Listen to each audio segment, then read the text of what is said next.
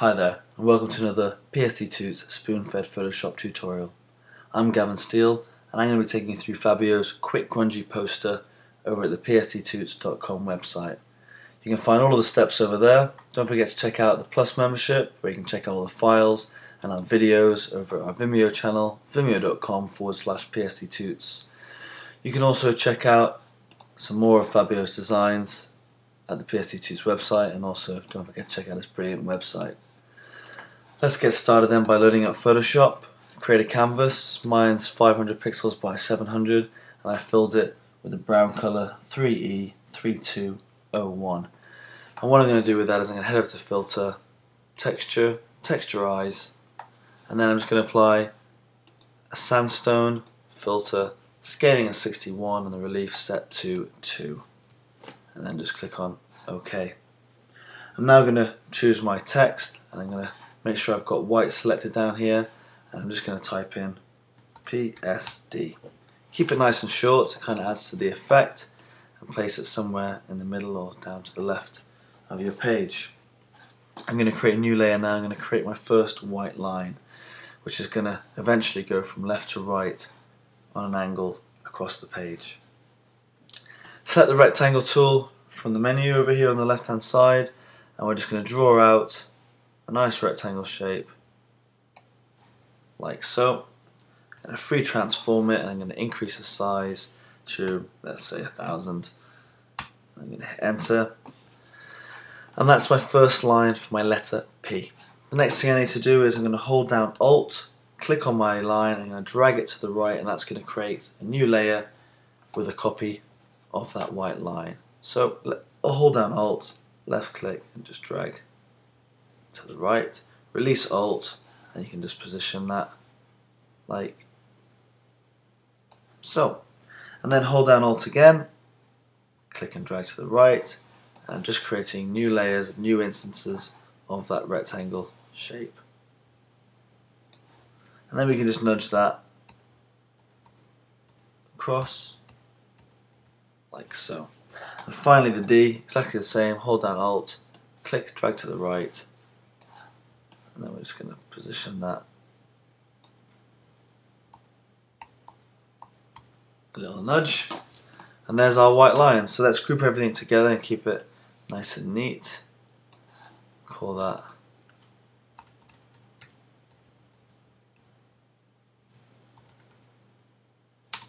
PSD lines, and just hit enter.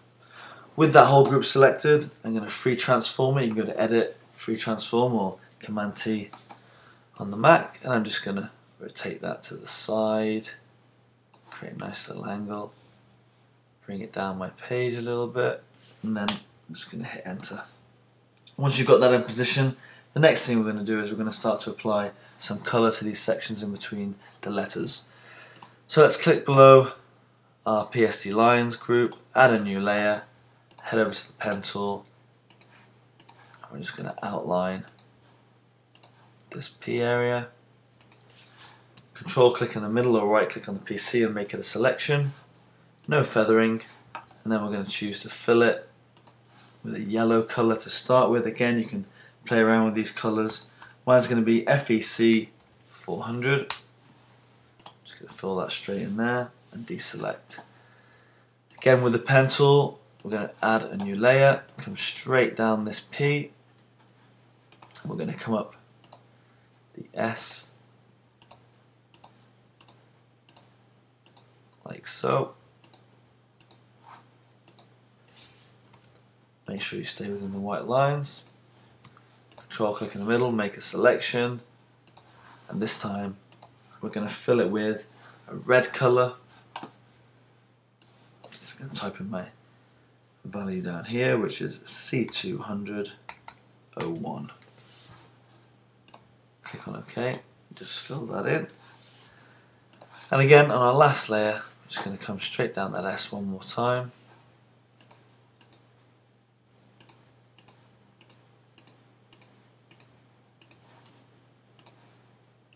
And then we're going to go straight up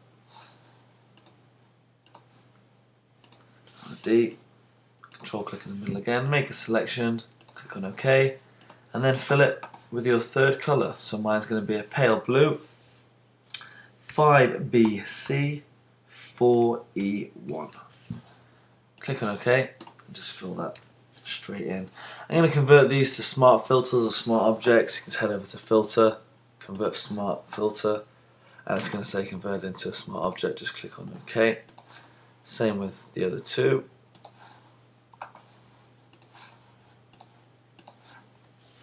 And then we're going to apply the same textures we did to our background to those coloured layers. So head over to filter and just hit texturize, click on OK. You click on the layer, press Command F on a Mac, it'll take you straight to the last filter that you used, and hit enter. And you can see it's already starting to take shape. You can see that grain coming through on those colours. We haven't lost any of the vibrance of the colours by, say, maybe using an overlay or something like that. Right, so once you've got the textures in each of those colours, we're going to group them together. Just call it colour. We're going to head back. Whoop, didn't quite put those in.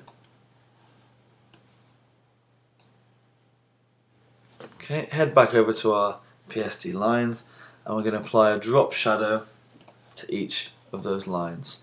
Change the blending mode to darken. I'm going to increase that to, say, we're going to go with 100%. Leave our angle the same. Reduce that down to 0. Increase the size to 8. And we're going to add about 10% of noise. And click on OK. I'm going to control click on that layer, copy the layer style, control click on the other layers and just paste it straight on top. Once you've got the shadow for each of those lines, we're going to drag our PSD layer to the top of that stack, and then we're going to apply a drop shadow to our PSD layer. Excuse me. And that's going to be just slightly different. We're going to keep it on darken. We're going to increase it to 89% in the opacity, and we're going to change the angle to -149. We're going to change the distance to 7, the spread's going to be 6, size 8, and let's go with a 5 for our noise, and we're going to click on OK. So now you can see that sits just on top. Now what we're going to do is if we control click on the actual effect itself, we can make that its own layer by clicking on create layer, and we've just created a layer of the shadow effect itself. And on that shadow layer we're going to go to layer, layer mask, reveal all, and then using our brush tool, nice hard brush, we're going to get rid of these areas at the top of our letters, just so the lines really look like they're part of the letter itself. I'm going to leave the S as it is and just play around with the D like so. Maybe get rid of just that little bit of shadow there. Okay, you can see that shows up on our layer mask over to the right. So once you've done that, we're going to add one final layer to the top of that. Well, it's not a final layer, but to this particular section. And we're going to make sure you've got white foreground, black background, filter, render, and clouds. And we're going to set that to, excuse me, we're going to set that to color burn, like so. And we're starting to get our grungy effect now. That's on color burn, and that kind of brings up these little patches here which really add to the effect. Okay, so I think this is about step 13. We're going to add a new layer, and we're going to select all of these layers within our PSD lines folder or group. So I'm going to hold down Command, and let's hold down Shift and just click on each of these layers. And you can see I've got them all selected over here on the right hand side, but I'm still on my new layer, which is layer 6. We're going to fill that new selection with white, like so, keeping that selection. Okay, we're also going to just texturize that really quick. So filter, texturize inside that selection. increase the relief to 3. Click on OK. Now we're going to create a new layer using that same selection, and then we're going to render some clouds within that selection. So head down to render and clouds, and again, there's nothing you can do with the clouds, they're pretty much random. So if you think you've got quite a heavy dark area at the bottom or too much light, just undo and re-render that particular effect of clouds until you get something you're happy with.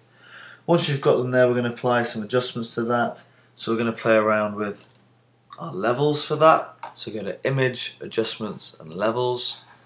And basically all we're going to do is we're going to increase the amount of white.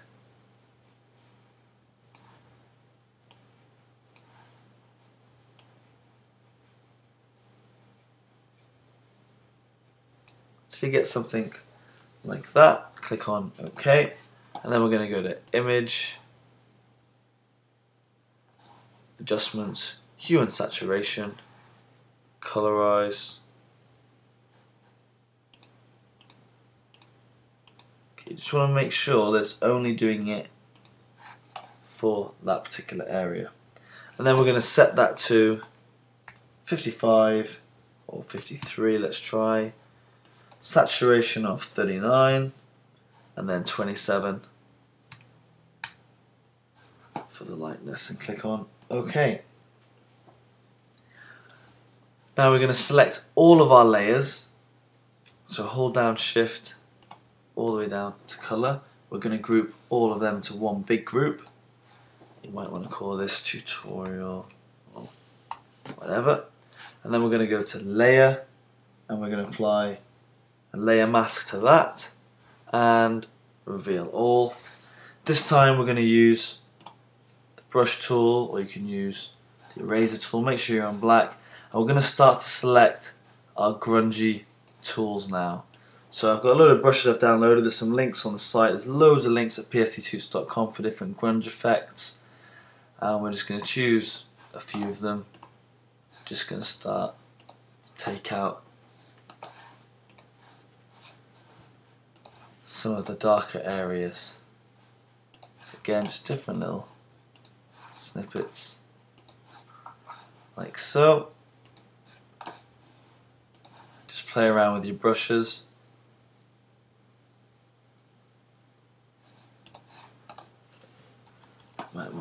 That one might be a little bit too big, so I'm just going to decrease that down. Maybe lower the opacity a bit.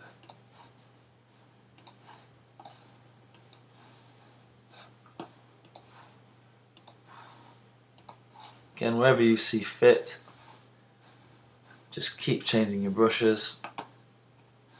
Make sure they're all of a decent enough size.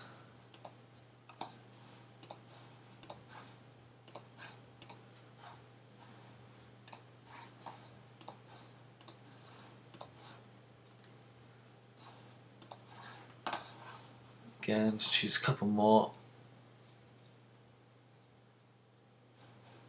Maybe get a bit of scratchiness going on here.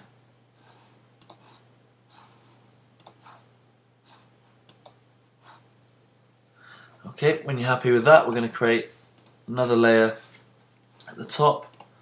I'm just going to draw a little white area like that. Hold down Alt. Just going to drag that to the right hand side. Going to create another one at the top. Again, press V, then hold down Alt. V just selects the Move tool. And we're just going to start to frame up the image like so. Just going to select those and merge those together. And then I'm going to take my eraser tool and then just going to start to use the grunge brushes to erase around the border itself.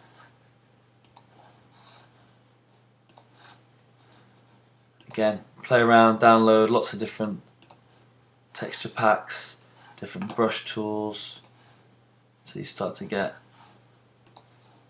something that you're happy with.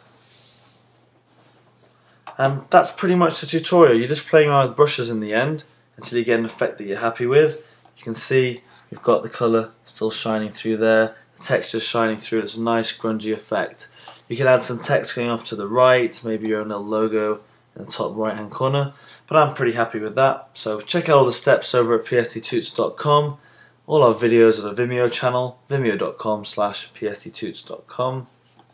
And don't forget to check out all of Fabio's brilliant sites and tutorials, and of course our Plus membership section over at psttuts.com. Thanks very much, I'm Gavin Steele and I hope you enjoyed that tutorial.